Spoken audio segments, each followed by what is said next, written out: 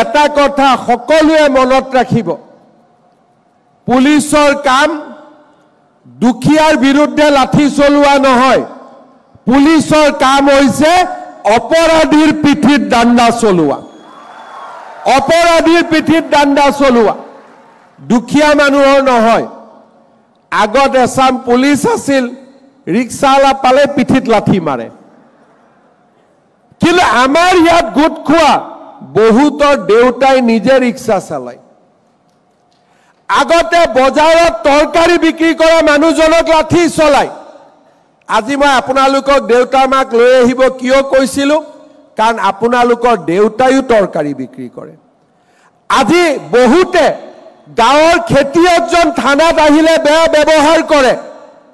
আজি মই আপোনালোকৰ দেউতা মাক কিয় লৈ আহিব কৈছিলোঁ, কাৰণ আপোনালোকৰ দেউতা মায়ো খেতি কৰে। আৰু বহুতে ঘৰৰ কাষৰ চব্জি দোকানখনত গৈ 10 টকা 20 টকা 100 টকা খোজে, আৰু দেউতাই ঘৰত গৈ কেনেকে দুখ কৰে তাক আপোনালোকে নিজে বুজে। আজি আপোনালোকৰ দেউতাজন ইয়াত সাক্ষী হৈ আছে। আমি কাৰ ঔৰসত জন্মিছো? দুখীয়া দৰিদ্ৰ মধ্যবিত্ত পৰিয়ালত। আজি অসমত মন্ত্ৰী MLA খুলখালিয়াকে চাকৰি নাপায়। আজি আমাৰ অসমত মন্ত্ৰী MLA ল'ৰা ছোৱালীয়ে চাকৰি নাপায়।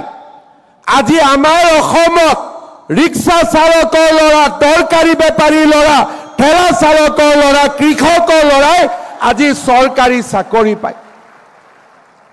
আমাৰ দায়িত্ব, যিখন সমাজৰ পৰা আহিছো, যিখন সমাজৰ লগত দৰিদ্ৰতাৰ সৈতে যুঁজি 3 বছৰ কষ্ট কৰি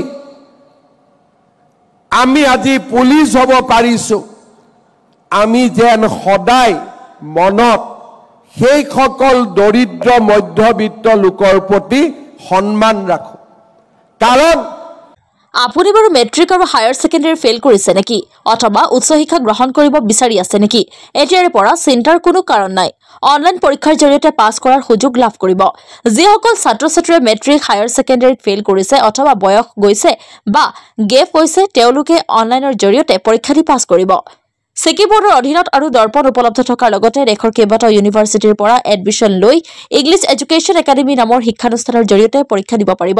ইয়াৰ উপৰিও BA, BSc, BCom, B.Ed, DLEd, D.Pharm, B.Pharm আদি কৰি উচ্চ শিক্ষাৰ ক্ষেত্ৰত অনলাইন আৰু অফলাইন পৰীক্ষাৰ জৰিয়তে পাছ কৰিব পাৰিব। নামভৰ্তি চলি আছে, পলম নকৰি 8638623399 আৰু 8638412030 নম্বৰত যোগাযোগ কৰক। ৰিপিট, আমাৰ ঠিকনা ধুবুৰী IG ৰোড ৱাৰ্ড নং 14 ধুবুৰী।